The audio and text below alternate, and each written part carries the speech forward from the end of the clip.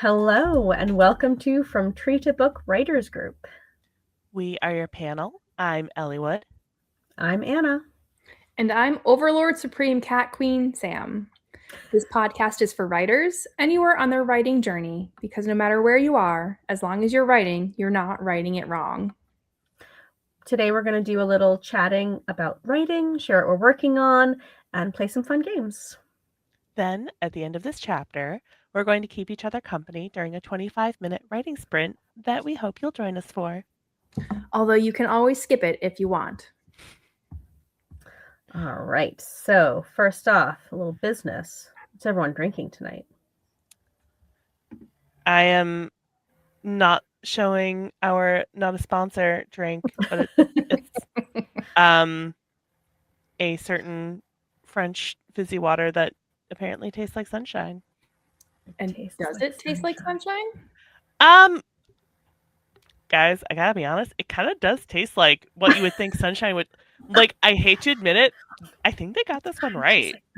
I think we need to get a sponsorship. I gotta talk more about this guy. So what is the exact flavor name? You don't. It's called Sunshine. It's literally called. Oh, okay. Yeah, and it's like a little citrusy. It's got a little pep to it. Okay, I will have to look for that next time I look online for my grocery order. Yeah. I have to recommend it. I am drinking lemon ginger tea because I'm getting over a cold with lots of honey in it. And Your Majesty, I don't know if you recognize this mug, but you gave this to me, Sam. Oh, is that? Did I get that in Maine for you or something? 16 years ago? Yeah, oh, wow. This is a very old mug. I think it's older than my children. Oh, of course. So, like, you and I have known for so long. So it's been with me for a long time. I think you gave this to me when I started a job because I would carry this around the office and I would drink hot cocoa out of it, but be like, hey, everyone thinks I'm a grown up drinking coffee. No, it's not cocoa. Sam, what are you drinking? I have the water. The water. Interesting. Not a sponsor. Not a sponsor. We're not sponsored by Big Water. All right. What's everyone working on or reading? Writing or reading? Pick one. What's everybody doing right now? Well, I kind of want to do both. Do both. I'm reading this really cool book called A Most Puzzling Murder. And there's actually puzzles throughout the story for you to solve. So I clearly have a notebook with me, so I know the answers. Is it like a crossword, like a word jumble? Like what kind of puzzles? It's all different kinds of puzzles. So there's one of them in here that was like a cryptography puzzle, and then there was another one that was like a math puzzle, but it was like shapes. And the clues aren't always with the puzzle, so you have to we'll have to go back into earlier chapters. So this is like one of the puzzles. That's so cool. Yeah, it's so much fun. And but part of my problem is there was one puzzle where I overthought it, and it was literally as I got the answer right away, but I was like, no, that can't be what the answer is. So then, I emailed to get the clue, and I was like, oh no, that was literally what the answer was. Oh no. That's so fun. I know they make those kinds of books for kids. I love that there's one for adults. Yeah, it's that's awesome. Yeah. But I managed to get words in my story this weekend, so I was really happy about that. Yay! That's wonderful. Are you comfortable sharing a count of those words? I think I got around 1,000 words. That's excellent. Yeah, that's awesome. Good job, Sam. Thank you. Yeah. I did no writing this weekend, but because I was sick, I was sitting and reading on the couch a lot. And so I actually managed to get through the first 4 or 5 chapters of this wonderful new indie book I've been reading called Blue Dye Beach by Eliwood Geist. I don't know if you guys have heard of it. I got so excited. I just slapped my laptop. I know. So for those of you who don't know, Ellie independently published her first novel, Blue Dye Beach. I highly recommend it. slightly biased, obviously, but I'm enjoying it very much. And it's interesting because I only read the first few chapters of, I think it was the second draft that I read. So it's very interesting now going back and reading this and being like, what's the scene? What's changed? Like there was one scene where I was like, oh, I don't remember this scene. But also it's been a few years since I read that, at least a year since I read that. So like maybe my memory isn't perfect. It's definitely changed a lot. So I haven't quite caught up yet to, like I was really hoping speaking that I could get to actually past where I'd read before so I could start reading some new stuff because I want to find out what happens.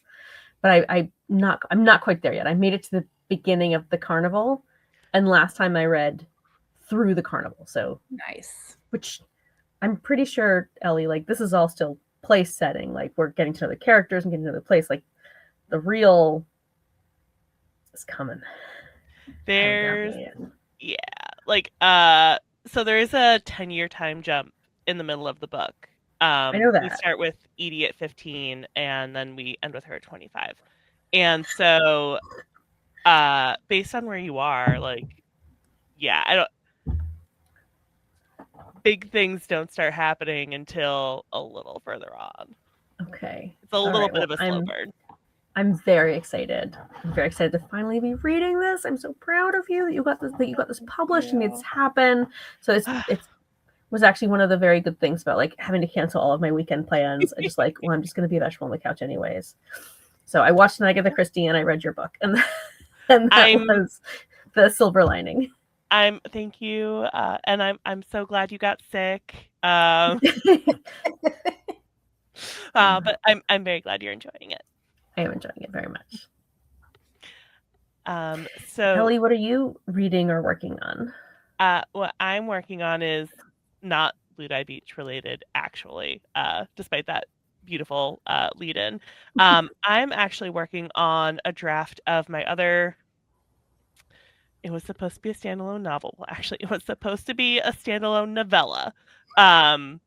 It's called Eyes Shine Silver in Moonlight, and it is a werewolf romantasy. And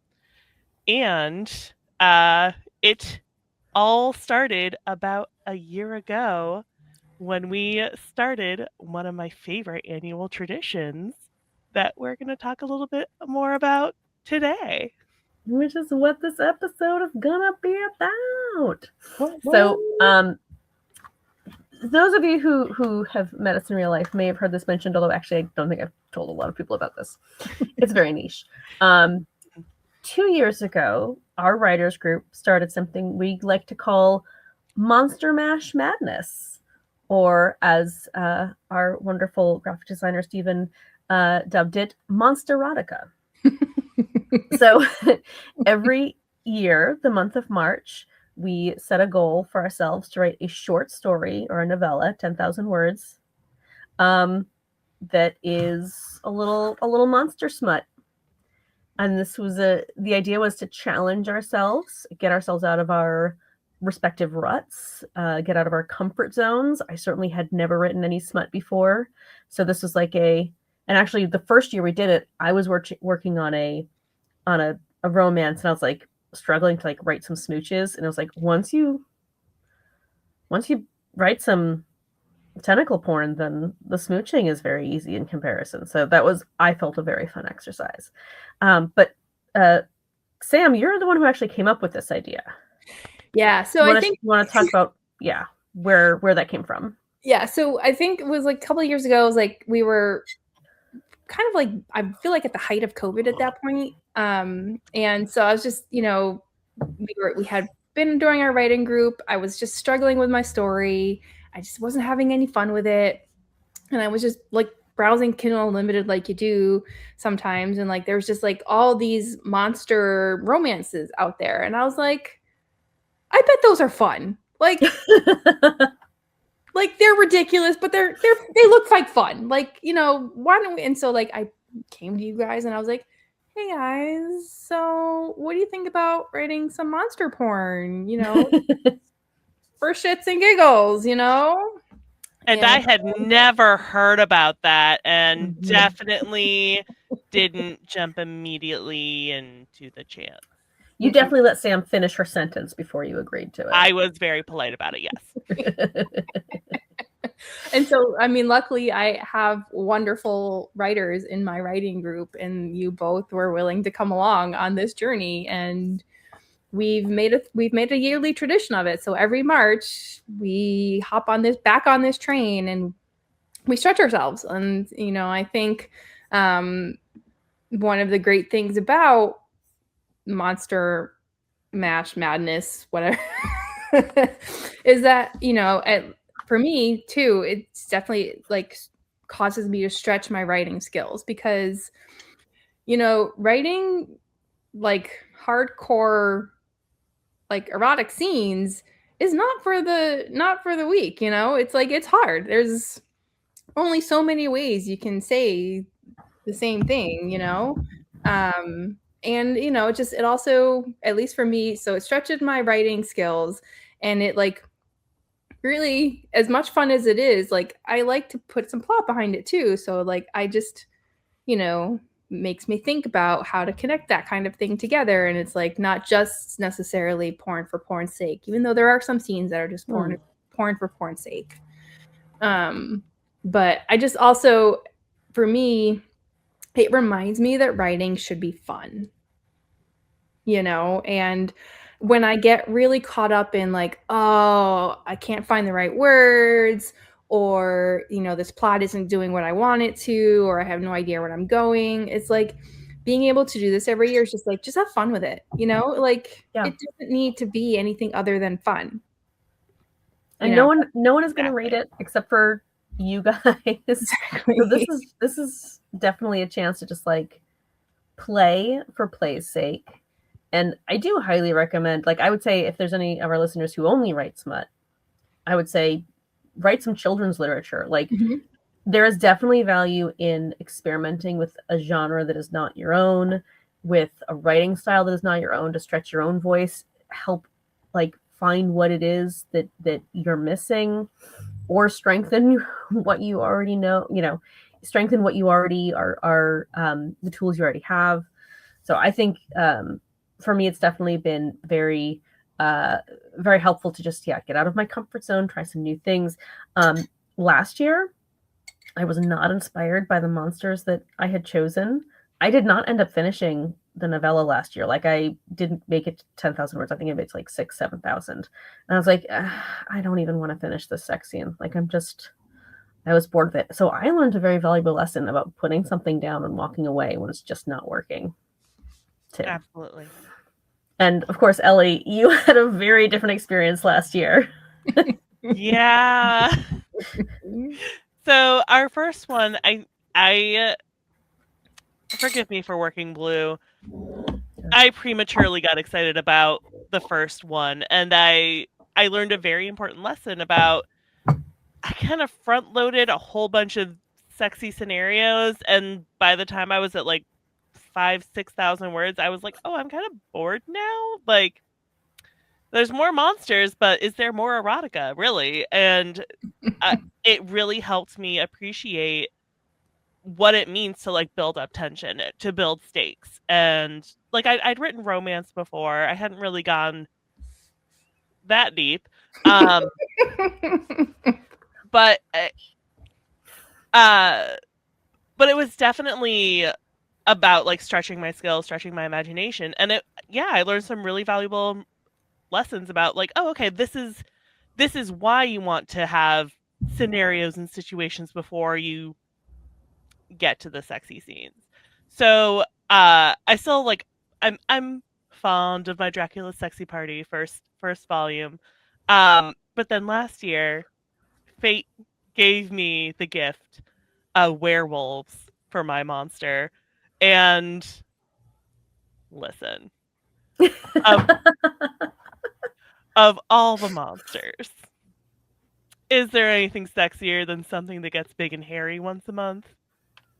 And then I decided to create a magical world and a complex werewolf society based around in typical Eliwood fashion, moonlust. And then there's, of course, like a complicated vampire society, and then there's a cult, and it became a book. It became, I I was 10,000 words in before the first sex scene because I got too invested in these goddamn characters. And, you know, it's a book now. I'm on my third draft of this book. I work on it in between all the different Blue Dye books. It's still has a lot of sex scenes, but there's a lot of plot now. It's not just something I coined moonlust. Although there is plenty of moonlust. Oh, I'm so excited to read this one. Oh my god. I can't wait. It's pretty different from Blue Dye, I will say that. But I'm very excited to see what monster I get, or what monsters I get this year. Ooh. And we'll see. I can't afford to have a third book in rotation, guys. I can't do it. I better not like this one. Well, so we're gonna open it up a little bit this year. So if any of our listeners want to write along with us, you can participate, and we'll show you how we're gonna do it, and then you can too. Sam, do you want to walk us through what the rules are that we use? Sure. So, the three of us have our own rules, but please feel free to modify these as you see fit. Feel free to ignore whatever ones you want, have your own, create your own. These were just some guidelines that we kind of wanted to challenge ourselves with. But set your own guidelines that work for you. Exactly. No pressure to do it exactly the way we do it. Because the goal is also just to have it be fun. That is the first goal. That's the number one rule. That's the number one rule, is just have fun with it. But the goal is for us to write about 10,000 words or so, because we want it to be like a short story. We didn't want to also put a lot of pressure on ourselves to get all these words in a month, So some of us, we fit writing in where we can. So if we get more or less, it's totally fine. And so we also have kind of a shared setting. And a little bit of a shared character in there. So we set this it usually starts out at Dracula is having a sexy party, and we have this main character called Man Pulsing, who is kind of like the through line through all of the stories somehow. However you fit Man Pulsing in, it works. We've all somehow managed to also make him Dracula's lover, without talking. So I think that's canon now. I don't know. It just is. We don't make. I don't think I explicitly stated it, but we can infer it. Yeah, we all know. Exactly. We know. And Man Pulsing is a monster hunter. Yes. Yeah, he is. More of a monster chaser, if you know what I mean. Yeah. Oh my god, this is so much fun for me. Oh man. All right. And so then kind of moving into the actual characters and stories, is each of us gets 3 monsters, generally very random. This year we're trying a new thing where we're going to have a random wheel tell us pick the monsters for us. You guys get to watch as we run the wheel. And then another way we challenge ourselves is we are given kind of 3 words that we have to, 3 sexy words that we are try to fit into our story. So for example, last year, my words were pulsating, undulating, and caressing. So I had to find a way to fit all 3 of those into my story. And then we're also kind of given a random, just absolutely insane word that we also need to try and fit into the story. My word last year was Baroque. So I somehow fit the word Baroque into a porn story. It was great. It was educated. Exactly. It's and this is why we have fun with it, because we just make it ridiculous, But yeah, so those are basically the rules that we have set for ourselves for our month of monsters. And I'm very sorry, I don't mean to draw attention to them, but those two jerks are just Is like that hello? right off screen. They're just They're like, too young for where's- this conversation. What's the one place? Yeah, they're only a year and a half old. It's like, what's the one place we can be where it'll be very distracting? It's like, let's be right here, right behind Yep. them. At first, I was like, I thought it was just Jonathan, but then I realized Coraline was also hanging off. No, Yeah. Coraline's there first, and then Yeah, Jonathan Jonathan jumped up licking her ear. Yeah, that's what they like Very to do. cute. like you do. Mhm. But yeah, so should we jump Let's- into the? Let's To the monster choose some people. monsters. Let's choose some monsters. I'm so excited. All right. Mhm. Let me get the wheel. Woohoo. All right, Sam, it should be loaded. There we go. Oh, this is so Oh cool. my gosh. All right, who wants to Ellie spin the wheel for them first? I can just go alphabetically with Anna. I can put you for. Oh no. Yeah, Is No, my no, screen it's fine. there? Do me first. Okay. I was more reacting to, man, if we go alphabetically, it's always me first. Let's do it. All right. No, Monster number one. no, wheel. I have veto. I can veto if it's something I've done before, though, right? Yes. Yes. Okay. A demon. You almost got Eldritch God, and that would have been pretty funny, actually. I mean, I already did Cthulhu, so Eldritch know. gotta be very similar. I'm happy with demon. There's many Eldritch Gods. Mhm. Your second monster. This is a non-exhaustive list of monsters. I do apologize. Lamia. Ooh. What is very a lamia? I've never heard that one before. Those are like the snake monsters, like a human torso, snake body. Generally of the like usually a female, right? It's only because um, people are cowards about Right. certain parts of male snake anatomy. the bifurcated penis. The bifurcated penis. I'm picturing the dragon lady from The Golden Child, the hit 1980s Eddie Murphy vehicle. I'm not sure I remember what she looks like. Oh, but do you know what I'm talking about? No. Oh, okay. Well, now Centaur, your but assignment snake. is to watch The Golden Child. While It's writing an Monster 4. excellent movie. And monster number 3. What's it gonna be? Number 3, what's it gonna be? Wow, Is it it is just another demon? clustering you. Look at this. All right, Can you we spin will it again? do. I don't need 2 demons. We will spin that one again. Let's hope it doesn't. It really likes that corner. Seriously. Mothman. Oh, You guys, Kraken. I'm gonna have to release the Kraken into this. Yeah, you are. Yeah, you are. But you need to make sure that everyone understands that it's said just the way that Liam Neeson says it in that really terrible version of Clash of the Titans. Look, I've never seen that. I was too busy rewatching The Golden Child over and over again. I mean- I've never seen that movie. I get it. Although I do like I the feel like I made similarities the right between the choice. Kraken and Cthulhu. So Mhm. Yeah, I know. Well, he doesn't have to be a main character. you've got to type.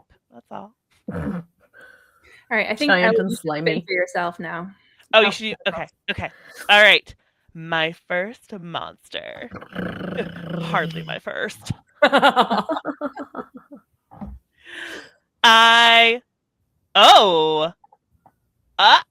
Jeez, it Are really we have a does. lamia? Can we have this? Can we both have the same monster? I think it's technically incest if we do. So A little bit, yeah. I'm gonna vote for a respin. Yep, Spin I think again. Ellie should respin. Okay. It really does like those 3, though. It does. It does. It's biased. This is Here we not go. really. Oh no. Oh. All Did you- right.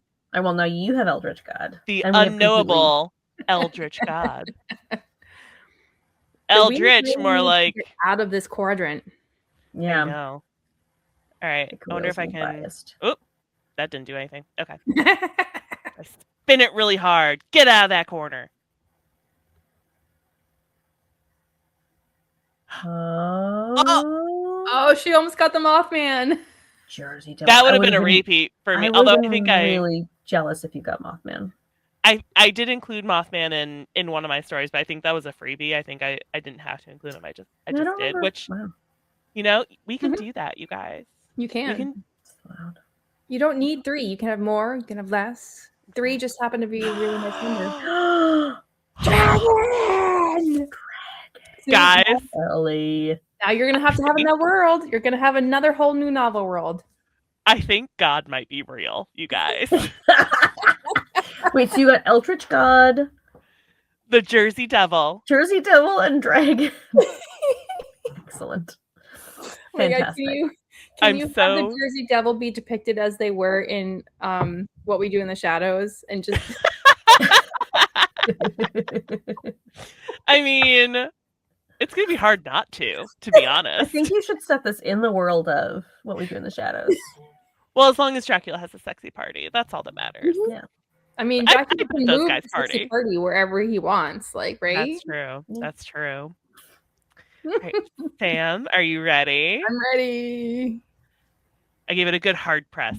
Hopefully that makes a difference. I love how that actually does make a difference. Oh. Ooh. Oh, fairy. Very interesting. Okay. That gives you a lot of room to play with. It does. Mhm. All right, second monster.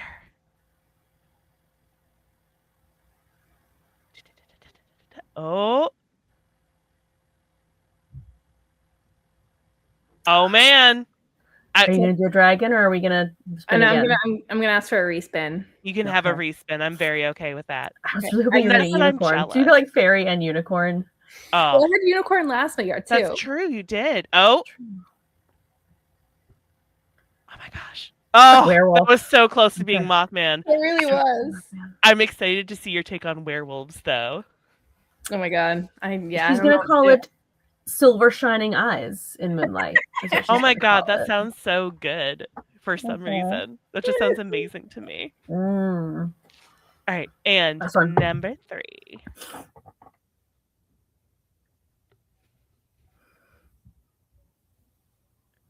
No, keep going, keep going. Oh my God, it's on Harpy. Harpy. Those ladies flying around, free in the moonlight. That's hilarious. So you got Harpy, werewolf, and fairy. Oh, that's a good cluster. It is. That's a fun mix. That's great. Oh my God. And then, all right, should we do the random word generator for our random unsexy word? Let's do it. All right, I have to stop sharing that screen and reshare a different screen. So, are we going to do one word for each of us or 3 words for each of us? Please remind me how we're going to do this. I feel like we just did one word. Yeah, so one word? Okay. The random word is just the one word, but then we have to kind of figure out the 3 sexy words. Okay. Oh, and it's the same 3 sexy words. Yes. That's what it is. We each come with one sexy word. Okay. All right, I've got the random word generator up. All right. Whoop, whoop.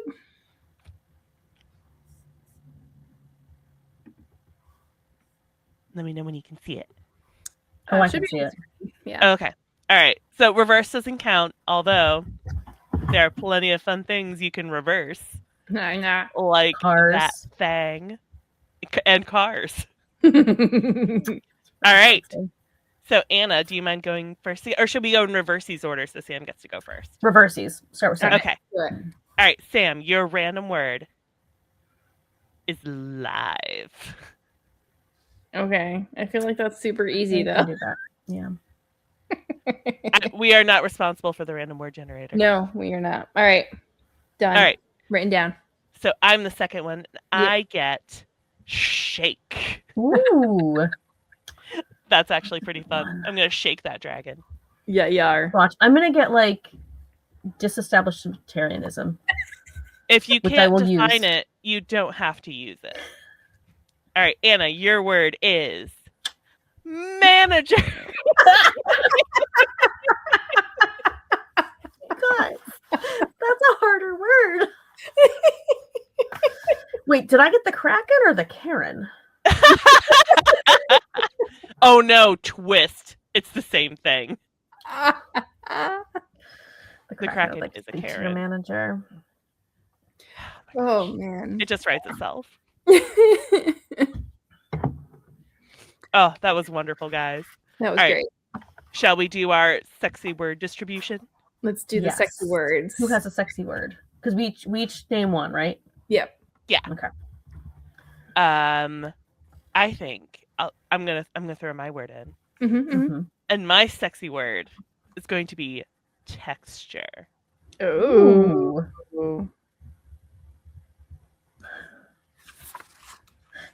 Rich Corinthian leather. Is that your word? Actually, leather is. That is more than a word. Yeah, leather. Let's go with leather. That's All not. right. It's not a bad word. Leather. All right. Samala. Oh gosh. I was not prepared for this. I forgot about the sexy words. Look around the room. What's the sexiest thing in view? I got nothing. Don't look at the screen, or else it'd be. All right, I'm just gonna go with the boring throb. Throb is not. Ooh. I don't find anything boring about throb. Leather, throb, and texture. That's one sentence. Right. All right. That is so one. I would say, if any of our listeners want to write along with us, they should also use leather, throb, and texture as their challenge words, if they want. Add some words to our challenge list for all of us. Drop them in the comments. Yes. Oh, I How will many do my words best can we to incorporate? include all commented words. Okay, that's a challenge. I'm putting my stake down. I'm going to do my best. Do If you it. comment a word, I'm going to try to use it. And I'm going to try and actually finish this year. That's my goal. I think it's gonna go really good this year, you guys. I think I'm so. excited. I'm feeling good about this year too. So we will start on March 1st. We will write for the month. Try and get 10,000 words. Yeah. All right. I think there's one more thing we want to do before we have a writing session. We have to play a fun game. Ellie. I have a fun game to get us in the spirit of things as we're talking about cryptids and monsters. But we all know the most fun thing about cryptids, aside from dating them, is making them up. So let's combine those two things. Guys, if you could create a monster or a cryptid, who would be your ideal date? All right. I think I don't have a name for mine, but I know its characteristics. Can I? Okay. Yeah. I was writing this and it was reminding me of that scene in Practical Magic when she's like casting the spell for like a guy that doesn't exist so that she'll never fall in love, and it's like he'll flip pancakes in the air and his favorite shape is a star and have one blue eye and upstanding morals. I don't know, but it just made me of that. It's like he'll have this, he'll have that. So my cryptid friend would have bat wings, both for flying, which makes it very convenient to get to our date, but also for enfolding me. Aww. Love that. They would have fangs, just like a little nibble, not like full chomp. Oh, yeah. Just a little nip. Soft, thick fur, so it could be nice and cuddly. And webbed feet for moonlit swims. Aww. I like that. And that would be my ideal monster date. That's a very all-purpose monster date. I feel like anyone can get behind a big, furry, flying swimming thing. Absolutely, yeah. Have you met my husband? I didn't know he swam. On occasion.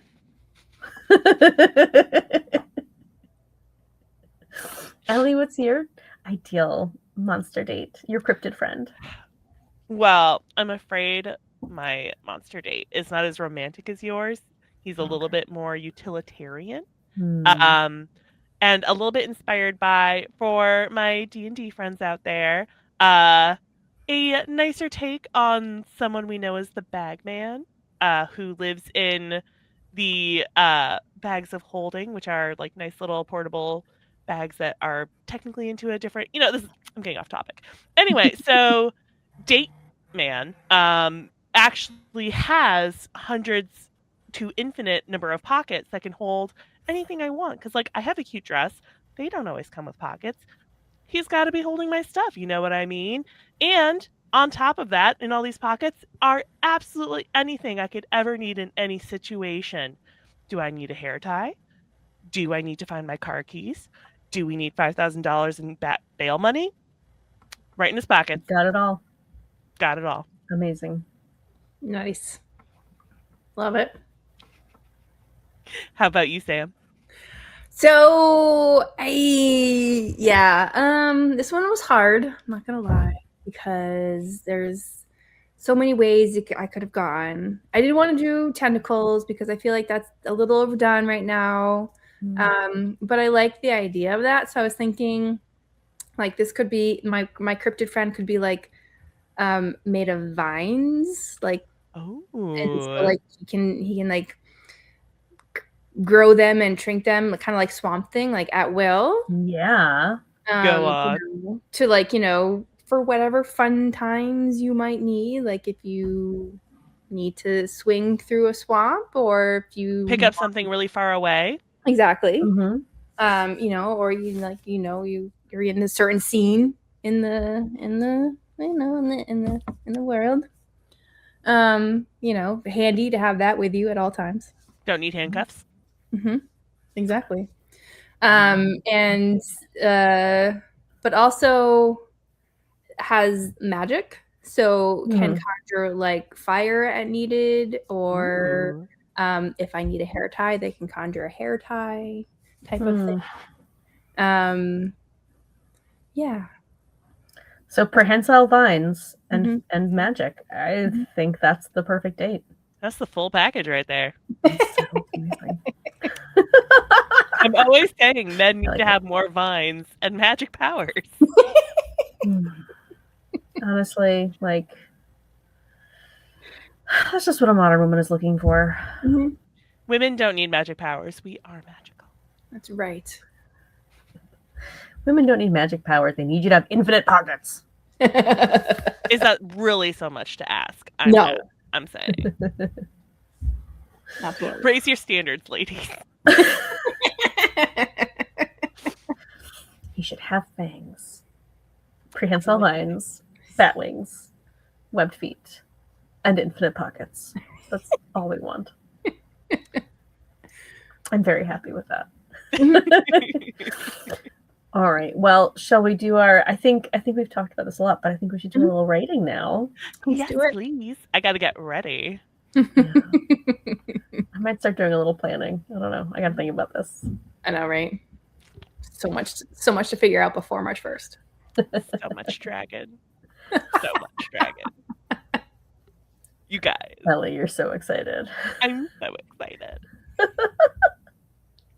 I'm gonna laugh when the sequel to I Shine Silver in the Moonlight also suddenly all the dragons start to appear. I already have the sequel planned.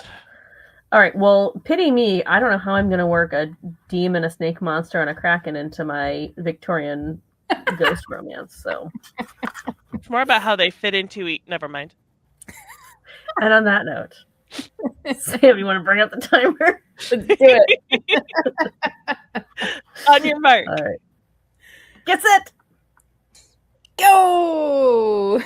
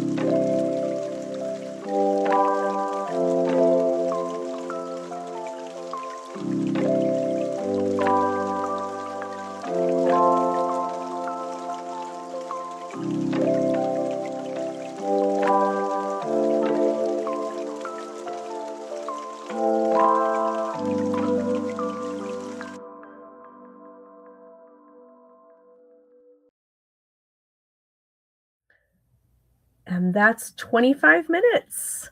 We hope you had a productive writing or brainstorming session.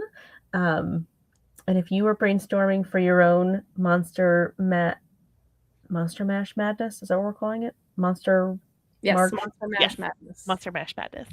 Monster Mash Madness. If you were brainstorming for Monster Mash Madness, Monster Mash Madness, let us know what you came up with. We'd love to hear from you. Post it in the comments. Yeah. Please like, review, subscribe to us wherever you get your podcasts. Follow us on social media. Links to everything are in the podcast description. From Treat a Book Writers Group is produced in partnership with Hook and Quill Press, LLC. Please check out their socials as well.